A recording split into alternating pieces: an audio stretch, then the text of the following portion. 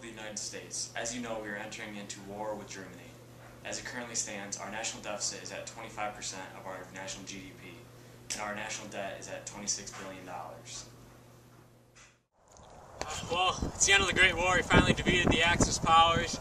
It cost us $32 billion, and we were only here for a couple of years, but we saved the whole world, so that's America. So we're going from now my foxhole, do we win? Yeah! Yeah! I heard President Wilson talking on the radio about how the deficit and the debt are increasing. Inflation is causing eggs to cost 47 cents a dozen. So I can't bake cakes anymore. And my husband is off at war, so he can't help contribute either. And on top of all of that, I don't have a voice because I'm a woman and I can't vote.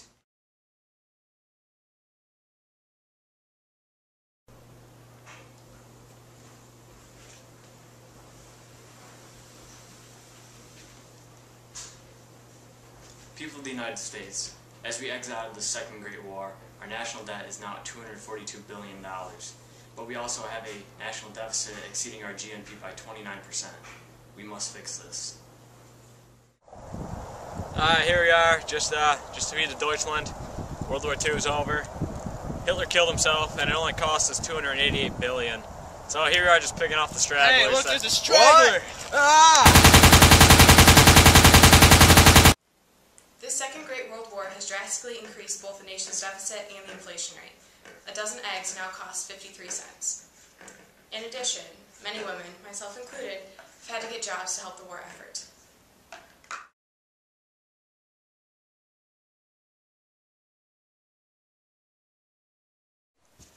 Hello, fellow Americans.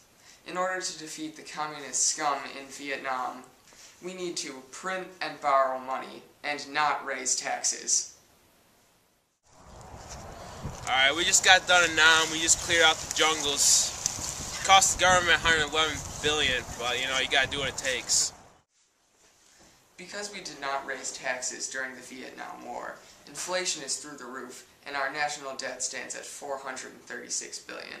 Also, we did not get rid of the communist scum. The war in Vietnam has increased inflation and the national deficit, and a dozen eggs now cost 77 cents.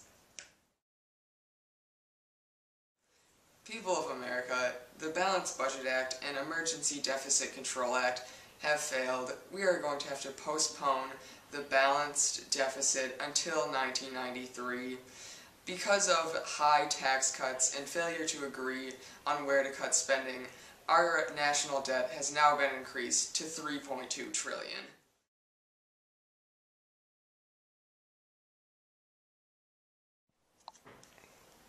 When I came into office in 1989, the total public debt for the United States was $2.7 trillion. Now, as I am leaving in 1993, the total debt is $4.2 trillion. Now, I know $1.5 trillion doesn't really sound that good, but it's not really went how it was intended to go. Now, my son, he's my political advisor for this re-election campaign I just had. He's trying to step up his political game in the near future.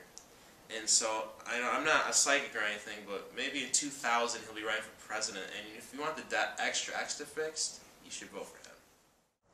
Alright, we're posted in our base here in the Persian Gulf. We just won the war. It cost $60 billion, but we won, so that's all that matters.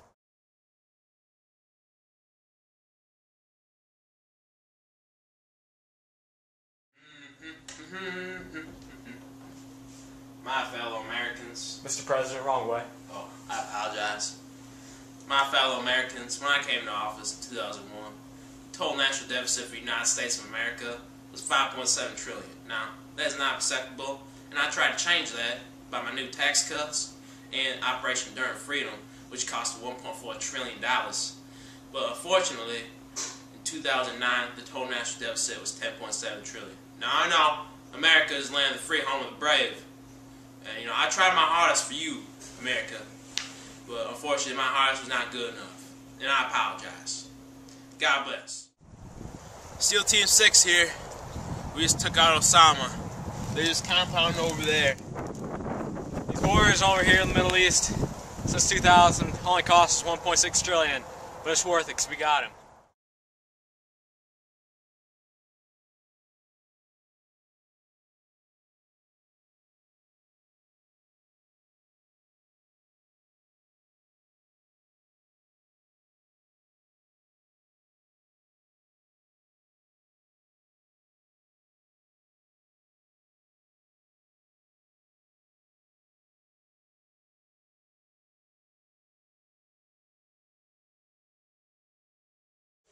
Hello everyone, today we will be discussing our 4-point plan for solving the national deficit and debt crisis. The first thing that I propose is reforming Social Security. Rather than only having people pay on their first $100,000 made into Social Security, they should be paying on everything that they make for Social Security.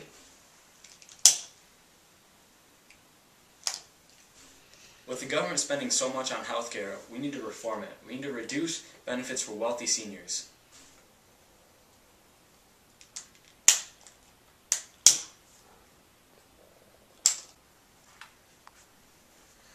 With the 4.3 million American citizens receiving welfare, I suggest that we increase the requirements for welfare by making every citizen who's receiving welfare do 20 hours of community service. I also propose a tax hike for everyone who's making above $400,000 a year. I propose that we reduce defense spending by withdrawing from Afghanistan within the next 2 years and avoiding any future unnecessary military conflicts.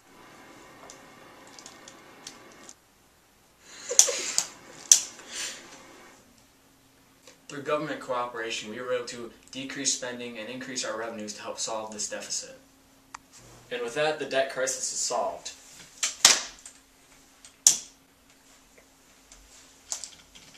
Don't want to fall off that fiscal cliff on a dark and scary budgetary one-way trip. You folks in Congress. Hello everyone, today we'll be discussing our 4-part plan for solving the national debt and deficit crisis. The first part of our plan is fixing Social Security. We need to, rather than only taxing... Don't you want to learn to work together?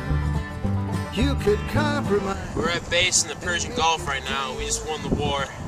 Did we win it? Yes. Oh, we won it. We did win it. 60